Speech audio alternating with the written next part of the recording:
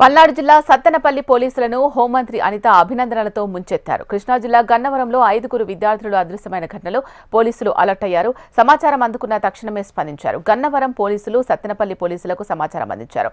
ట్రైన్లో వెళ్తున్నారు అనే సమాచారంతో అర్ధరాత్రి సత్తెనపల్లి రైల్వే స్టేషన్కు వెళ్లిన సత్తెనపల్లి పోలీసులు తనిఖీ చేపట్టారు.